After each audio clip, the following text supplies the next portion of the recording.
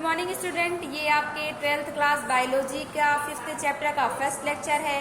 Chapter का नाम है वंशागति तथा विविधता के सिद्धांत। इसमें आपको मेंडल के वंशागति के नियम, एक जीन वंशागति, दो जीनों की वंशागति, लिंग निर्धारण, उत्परिवर्तन, अनुवांशिक विकार के बारे में पढ़ना है।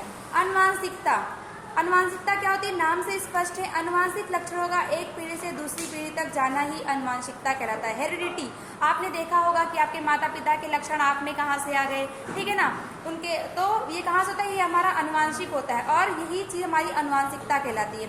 जीव विज्ञान की वह शाखा जिसके अंतर्गत अनुवांशिकता का अध्ययन करते हैं और विविधता का अध्ययन करते हैं, वो हमारा अनुवांशिक विज्ञान कहलाता है। जैसे हमारा त्वचा का रंग,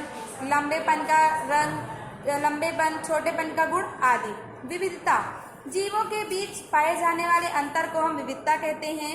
अनुवांशिकी, इस शाखा में हम वंशागति और विविधता दोनों का अध्ययन होता है, अर्थात यह विचार किया जाता है कि जनक और संतति के लक्षणों में समानता तथा असमानता क्यों है।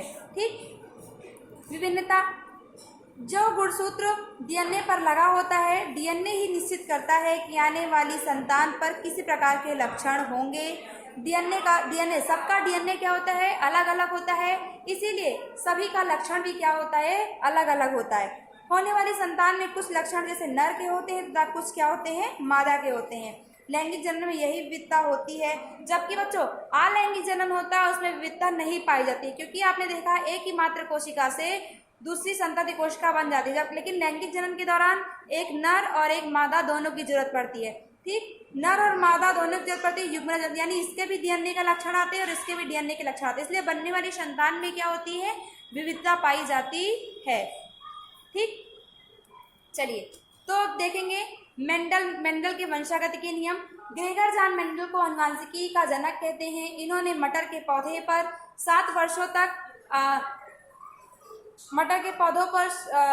7 वर्षों तक 1856 से 1863 तक संकरण का प्रयोग किया तथा उनके आधार पर जीवों की वंशागति के नियम को प्रस्तावित किया। मटर के पौधों को इसलिए चुना क्योंकि ये 1 वर्षीय होते थे तथा इसे उद्यान में आसानी से उगा सकते थे। लक्षणों में विपर्यासी होते थे, यानी एक में अलग अलग अक्षर देखने को मिलते थे। जैसे लंबेपन का भी गुण है तो छोटेपन का भी गुण है। ठीक, और मटर का पुष्प उभयलिंगी होता है। ठीक, इसलिए इन्होंने मटर के पौधे पर अपना प्रयोग किया। अब उन्होंने मटर के पौधों के कौन कौन से विशेषक लक्षण थे वो देखते हैं। मेंडल द्वारा अध्ययन किए गए मटर के पौधे के विपर्यास विशेषण, मटर के पौधे अनेक बीज भी उत्पन्न कर सकते थे। ये भी इसी कारण मेंडल ने मटर के पौधे का चुनाव किया। क्यों क्या? फिर से देखिए, यह 1 वर्षीय होता है, उसे उद्यान में आसानी से उगा सकते हैं। इनमें अनेक बीज उत्पन्न करने की क्षमता होती है। इनमें विपर्यासी रूप में लक्षण उपस्थित होते हैं और मटर का पुष्प उभयलिंगी होता है। चलिए देखते हैं लक्षण कौन कौन से थे। तने की ऊंचाई इनकी लंबी, प्रभावी गुण था और अप्रभावी क्या था? बौना। फूल का रंग बैगनी और अप्रभावी में सफेद। फूल की स्थिति अक्षीय और अंत्य। फली का आकार फूला हुआ प्रभावी में, सिकड़ा हुआ अप्रभावी में। फली का रंग हरा और पीला। बीज का आकार गोल और मुरझाया या फिर झुर्रीदार। ठीक, इसको झुर्रीदार भी कहेंगे। और बीज का रंग पीला और हरा, यानी ये सारे क्या थे? इसके प्रभावी लक्षण थे और ये क्या थे? इसके विपर्यास यानी अप्रभावी लक्षण थे। चलिए देखते हैं, मेंडल ने एक जीन वंशागति दी। मेंडल ने वंशागत के अध्ययन के लिए एक प्रयोग मटर के लंबित तथा बौने पौधे पर किया। देखो, जब एक प्रयोग किया गया तो उसको एक संकरण कहा गया, जब 2 लक्षणों को ध्यान में प्रयोग किया गया तो उसको द्विसंकरण कहा गया। मेंडल ने वंशागत के अध्ययन के लिए एक प्रयोग में मटर के लंबित तथा बौने पौधे का संकरण किया। इस प्रयोग द्वारा एक जीन का अनुवांशिकी अध्ययन किया। इस संकरण से उत्पन्न बीजों को उगाकर उन्होंने प्रथम संकर पीढ़ी के पौधे प्राप्त किए। इस पीढ़ी को प्रथम संतति पीढ़ी F1 भी कहा जाता है। चलिए देखते हैं, मटर ने देखो जब लंबे पौधे और बौने पौधे में क्रॉस कराया, यानी कैपिटल टी, लंबे पौधे का गुण क्या था? कैपिटल टी, और बौने पौधे का उसका हमेशा अपोजिट लेते हैं, यानी स्मॉल टी। सिंपल लिया इन्होंने, तो कैपिटल टी में इन्होंने क्रॉस कराया तो कैपिटल टी, स्मॉल टी। जब इन्होंने क्रॉस कराया तो इन्होंने देखा capital T small T, capital T small T, capital T small T और कैपिटल टी स्मॉल टी। ये आपका नर मान लीजिए पौधा है, ये आपकी मादा पौधा है। ठीक, नर पौधे और बौने पौधे का जब इन्होंने ये जनकीय है आपके, ठीक है ना, नर पौधा और मादा पौधा से जब इन्होंने क्रॉस कराया, गुणसूत्र यहाँ पे अर्धसूत्री वाला हो जाएगा, ठीक है ना, टी टी स्मॉल टी, इन्होंने क्या देखा कि संकर लंबे पौधे हमें F1 पीढ़ी में प्राप्त हुए। इनको क्या बोला हमने, F1 पीढ़ी। पहले क्रॉस कराया जनक से, तो जो हमें संकर संतान प्राप्त हुई उसको F1 क्रॉस कराया। F1 पीढ़ी में सभी पौधे संकर लंबे थे। मेंडल ने फिर F1 के सभी पौधों को परागित किया और उसे स्वयं परागित कराया। ठीक, उसे देखकर आश्चर्य हुआ कि F2 पीढ़ी में कुछ बौने पौधे भी थे जो F1 पीढ़ी में हमने नहीं देखा था। F1 पीढ़ी में आपने क्या देखा, सिर्फ लंबे पौधे देखे, इसको संकर लंबे पौधे देखे, टी टी टी टी, ठीक, संकर लंबे पौधे ही नहीं गए। लेकिन इसमें आपने बौने पौधे नहीं देखे। बौने पौधे का लक्षण ये है स्मॉल टी, लेकिन आपको कहीं ये दिख रहा है नहीं, ठीक।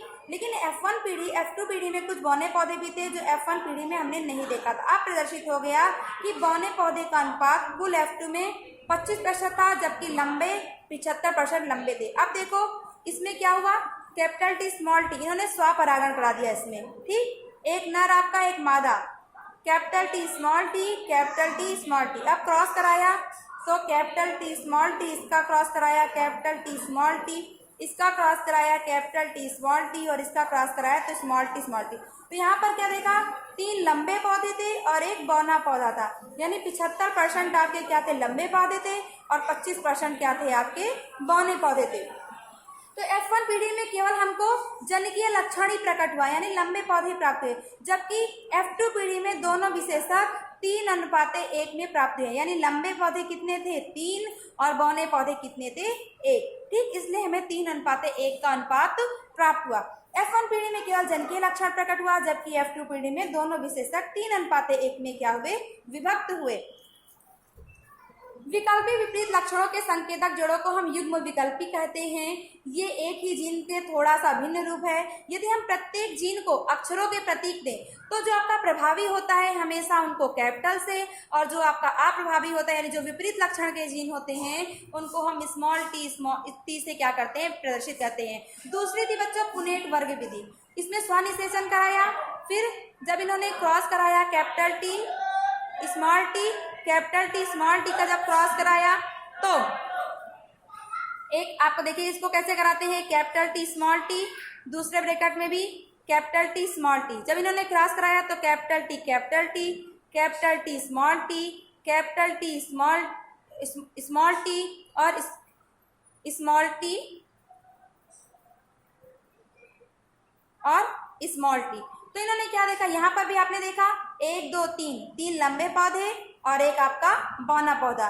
तो जीनोटाइप देखने का कैसा था कि दृश्य स्वरूप, यानी देखने में कैसे थे, 3 लंबे और एक बौने, लेकिन फिनोटाइप था दृश्य स्वरूप, और एक आपका जीनोटाइप, ये क्या था, जीन स्वरूप। एक्चुअली में लंबा, ये एक लंबा कैपिटल टी स्मॉल टी, ये आपका एक बौना, एक संकर लंबा, फिर एक संकर लंबा, फिर एक बौना, यानी 1:2:1 का अनुपात, लंबा 1, संकर लंबे 2 और बौना 1, यानी 1:2:1 का अनुपात। फिनोटाइप देखने में कैसे थे, ये तीनों लंबे थे और एक बौना था, लेकिन जीनोटाइप जीन प्रारूप देखें तो शुद्ध लंबा केवल यही था, कैपिटल टी, ये दोनों क्या थे, आपके संकर लंबे थे, और ये आपका क्या था, बौना पौधा था, ठीक। तो इसलिए 1:2:1 का अनुपात प्राप्त हुआ।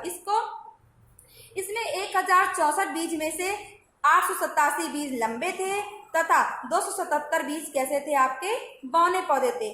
इस प्रकार देखो इसमें बुक में आपके दिया है half t plus half t का whole square, half plus half t into half t plus half t is equal to 1/4 t plus 1 t plus 1/4 t. इस प्रकार से यह प्रयोग क्या हुआ, सिद्ध हो गया। और मेंडल ने F2 पीढ़ी को स्वयं परागित किया और F3 और F4 पीढ़ियों में बौने पौधे के केवल बौने ही पैदा हुए। उससे निष्कर्ष निकला कि बौनों का जीनोम का समयुग्मजीव टीटी था, ठीक। और इसके बाद हम परीक्षण संकरण के बारे में पढ़ेंगे नेक्स्ट वीडियो में। Thank you.